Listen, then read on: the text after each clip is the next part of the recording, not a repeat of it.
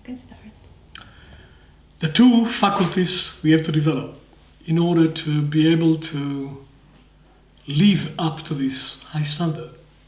On the one hand, we have to develop inner authority, the mysterious power of trusting our own capacity to think, well, to observe, to think, to integrate, to build a reality that is valid, without considering it the only reality. That means the development of inner authority at the basis for one's reality.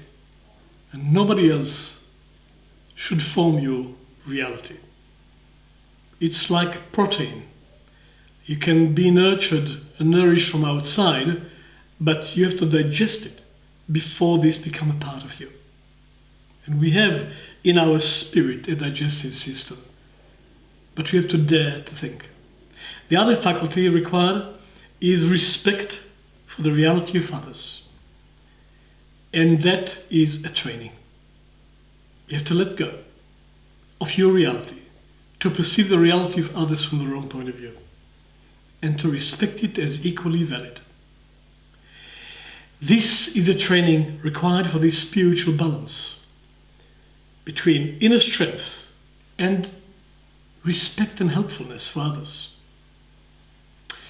A culture based on the fourth condition is a culture of mutual respect.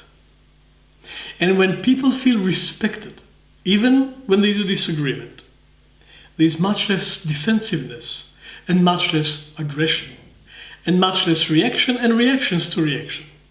Basically, people feel safer when you respect the reality and it's taken into account, even if what you have to do or what the majority have to do actually is different. Disagreement is not disharmony. Disrespect creates disharmony.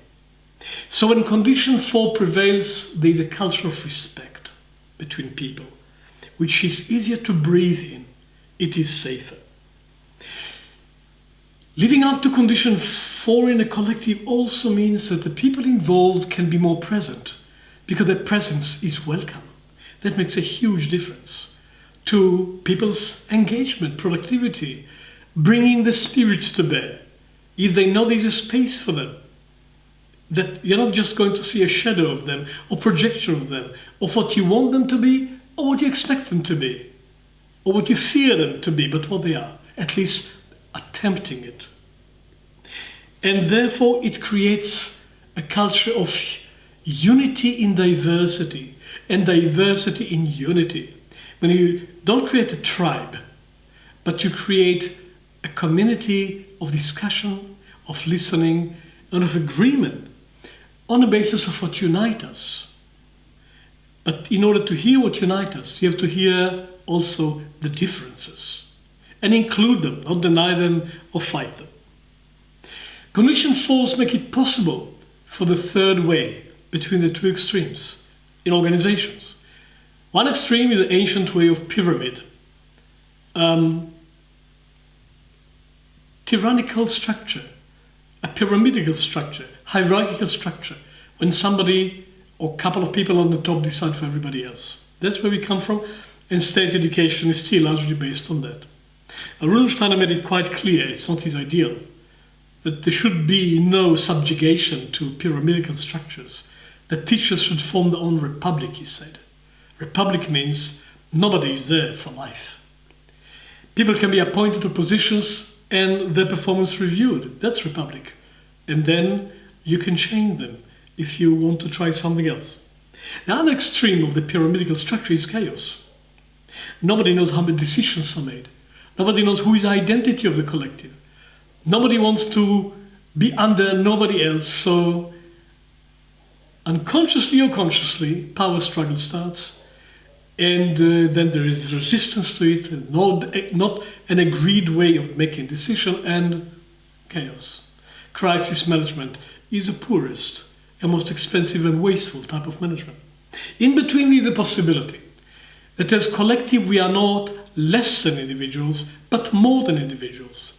and on the basis of respecting the reality of ourselves and of each other, all voices can be heard.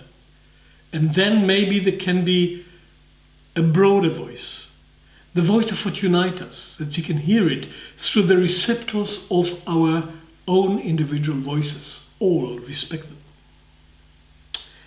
And so that's what it takes. In setting up to make a step in the development of your false condition, individually and collectively, you have to acknowledge that you have a reality and hear it and acknowledge it and authorize it. Of course, you can review it. You have to trust your essential identity. And of course, there is so many doubts about oneself. These doubts have to be confronted. And that is a part of the standard of the third condition. The inner reality is real.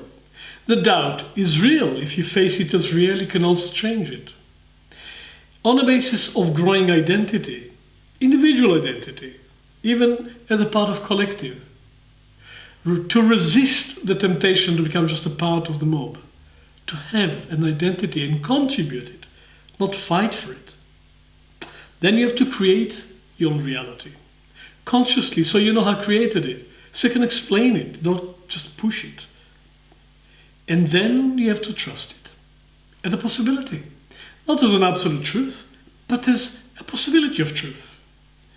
And then you have to establish boundaries between your reality and other people's reality, so both can meet each other rather than mingle or push each other. The second step is to understand the reality of others. But for this, you have to listen to them and not just project what you think they say, or what you fear they say, or what you hope they say, or what they should say, but what they actually say. And that requires, of course, the competence and the standard of the second condition, which is the constant development of empathy. Condition 4 is impossible without working on condition 2 and 3. And so the second level is acknowledging the reality of the other and empathizing with it. And then you get it. Here's a reality, different to mine, but equally valid.